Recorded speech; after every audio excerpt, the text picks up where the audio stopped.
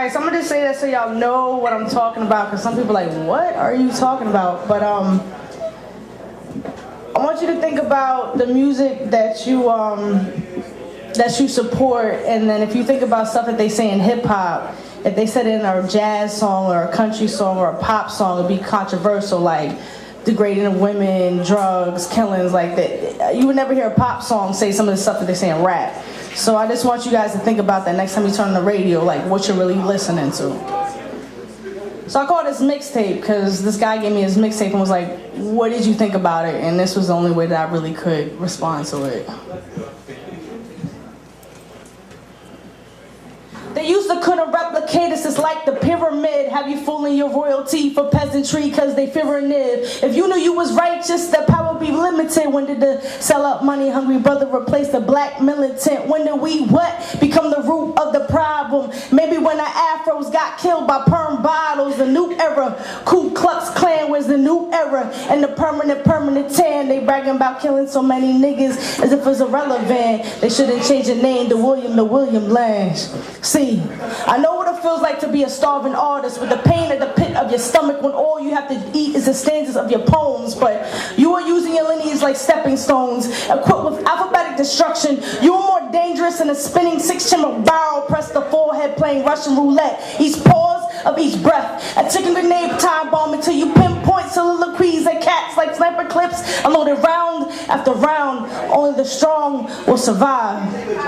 As you sign your first record label with the blood of the fallen soldiers of the ghetto, they have plastered your lynching with diamond encrusted nooses and billboards in Times Square displaying like cinder block auctions. You, my brother, you are still merchandise. Crucifix against a mixtape CD cover, they have turned you into the antichrist starving artist. Stole the revolution out of your words. You're a linguistic Lucifer Pied Piper. You are leading our children into cemeteries with your Freno and Hempfield freestyles. In the pockets stitched by your waistline, you profit off of stacked obituaries bound by rubber bands that are piling up like landfills and pockets so deep they are 6 feet under. Backstabber, spinning lies into a microphone. You are the reincarnation of Judas. Like selling out Jesus for 30 pieces of silver. They have you reaching for platinum. Have you thrown up those Atlantic slave trade triangles like Young Hope, your blood diamonds? I've never seen a slave so proud of the chains that shackle them.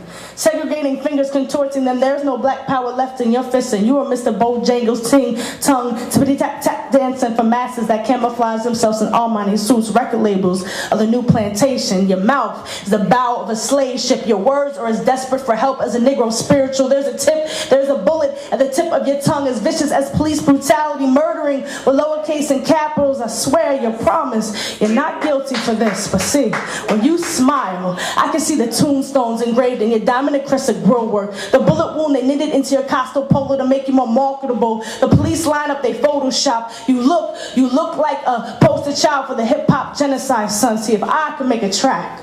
I rap over his 12-year-old body, freestyling, popping up and down, convulsing like a serpent underneath the snake charmer's command. Brag how they were right. Black people always know how to keep perfect rhythm, even when the beat is too hard for the paramedics to find. I let the beat scratch every beat. I let the beat scratch like bed bug bitten kneecaps. I make a two-step dance.